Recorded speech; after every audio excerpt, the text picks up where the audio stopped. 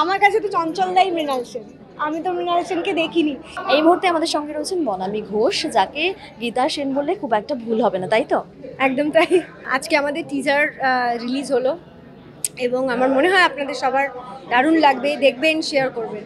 যখন আমি শুনি যে যখন গীতা সেনের প্রথম অফারটা সৃজিতদা তোমাকে দিল, সেই সময় কেমন লেগেছিল? অসম্ভব ভালো লেগেছিল, মানে এটার তো আর কোনো অন্য রিয়াকশন হতেই পারে না। এটা রিয়াকশন ওটাই যে দারুণ লেগেছিল, ফাটিয়ে কাজ করতে হবে এবং একটা দারুণ ছবি হতে চলেছে, এটাই রিয়াকশন।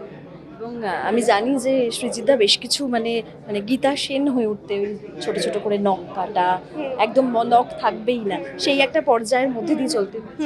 হ্যাঁ, সেটার মধ্যে দিয়ে চলতে হয়েছে এবং আমার চুলে তখন কালার করা ছিল, কারণ আমি একটা টেলিভিশনের ডান্স রিয়ালিটি শো জাজ করি, সেখানে আবার ওদের ডিমান্ড থাকে ক্যামেরাম্যানের, কারণ আমাদের বলেই দিচ্ছি দর্শককে, আমাদের চেয়ারটা যে সোফাটা আমরা বসি ওটা কালো থাকে, এবার সবার যদি চুলও কালো থাকে ওটা এক হয়ে যায়।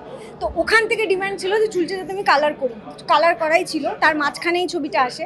তো এই ছবিটার জন্য পুরো গ্লোবালি কালো করতে হয়েছিল চুলটা এবং নোক টোক এক্সটেনশন করা ছিল। এইগুলো কোনো ব্যাপারই না, এগুলো তো খুব মানে এগুলো করাই যায়, খুব মানে কোনো স্যাক্রিফাইস করা নয় এটা।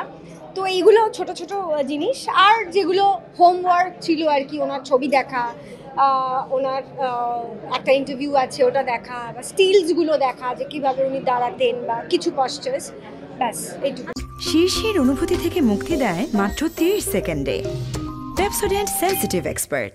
যখন ফটোশুট হলো, যেই প্রথম ছবিটা সামনে এসেছিল, হ্যাঁ, তো তারপর নিজেকে যখন দেখেছিলে সেই সময় কেমন লেগেছিল?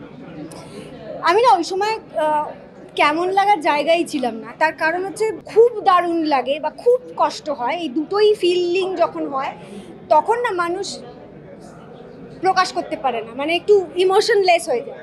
তো বলতে পারো সেটাই, মানে এখন তখন মনে হচ্ছিল না এটা দর্শকের কেমন লাগবে, দর্শকের কেমন লাগবে, আমার যেরকম লাগছে লাগুক ওটা ইম্পর্টেন্ট নয়, কিন্তু দর্শকের কেমন লাগবে, ঠিকঠাক হলো তো, লুকটা ঠিকঠাক হলো তো। এবং তারপর যখন তোমরা দেখলে সবার সামনে এলো তখন তো খুব প্রশংসা পেয়েছে সবার লুক, তো তখন মনে হলো হ্যাঁ ঠিক দিকে এগোচ্ছে আর কি। তখনও ছবির হ্যাঁ তখন আমাদের শ্যুটটা হয়ে গেছে, তখন মনে হলো যে হ্যাঁ ঠিক দিকে এগোচ্ছে। এবং আজকে টিজার রিলিজ হওয়ার পরেও তোমাদের সবার যে রিয়াকশান, তাতেও মনে হলো হ্যাঁ আরেক ধাপ এগোলো। এবং সৃজিতদা বারবারই আমাদেরকে বলে থাকেন যে তোমার অভিনয় জীবনের অন্যতম সেরা ছবি হতে চলেছে এটা, এবং সেরা চরিত্র। আমারও তাই মনে হয়, সৃজিতদা তাই বলছে বারবার। চঞ্চলদাও আমাকে কিছু কথা বলেছেন, কিন্তু সেটা কিন্তু সেটা বলতে গেলে চঞ্চলদা যেহেতু পুরো ছবিটা দেখেছে, ফেস্টিভ্যালে গেছিল, সেই ফেস্টিভ্যাল থেকে ওখান থেকে আমাকে ফোন করেছে, ওখানে রাত এখানে ভোর, সেই মানে এতটাই ওটা বলার দরকার ছিল, কিন্তু ওই কথাটা আমি এখন বলবো না, তাহলে ওই শেষটা একটু রিভিল হয়ে যাবে আর কি। তো বলছে তো সবাই যে এটা আমার ক্যারিয়ারের অন্যতম সেরা ছবি হতে চলেছে। আচ্ছা, চঞ্চল চৌধুরীকে মৃণাল সেন রূপে তোমার কেমন লাগে?